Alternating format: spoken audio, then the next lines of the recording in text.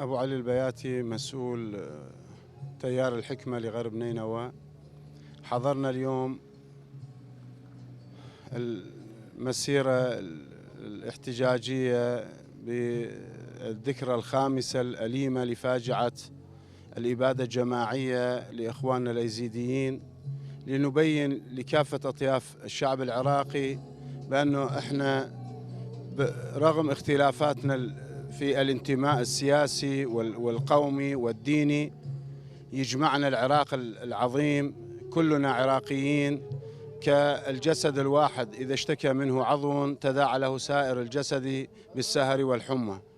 فنقدم أحر التعازي لإخواننا الأيزيديين بهذه المناسبة الأليمة، ألا وهي فاجعة الإبادة الجماعية من قبل داعش التكفيري. يعني هاي الفاجعة يعني مع كل الأسف الشديد لم تلقى ذاك الصدى الكبير لا محليا ولا دوليا، باعتبار آلاف من الأيزيديين والشيعة قتلوا وهجروا من بيوتهم، بالإضافة إلى الأخوة السنة أيضا كذلك قتلوا وهجروا من بيوتهم في 4 محافظات، هي الموصل والأنبار وديالى وصلاح الدين.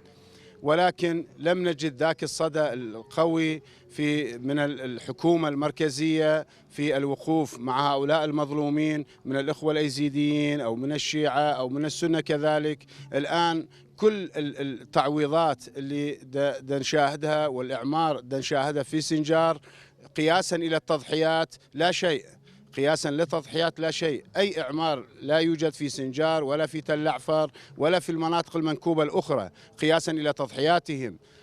ضحوا بفلذات أكبادهم، ضحوا بأمهاتهم، ضحوا بآبائهم، ولكن الجهة الحكومية اللي هي الراعية الأولى لهذه الشريحة لم نجد منها أي خدمة لهذا الشعب المنكوب.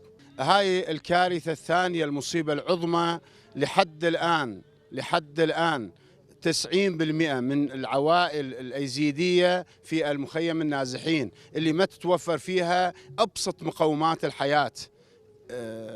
فندعو الحكومة بالإسراع في إعادة النازحين إلى بيوتهم وإعمار ما دمره داعش من بيوت إخواننا الأيزيديين في المجمعات وفي داخل قصبة سنجار.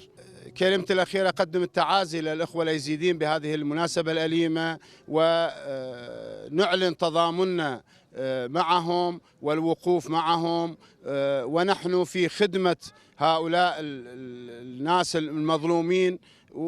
نسأل الله أن يصل صوتنا إلى الجهات العليا حتى ينظرون إلى هذه الشريحة المظلومة في سنجار وتوابعها من المجمعات الأيزيدية. وشكرا جزيلا.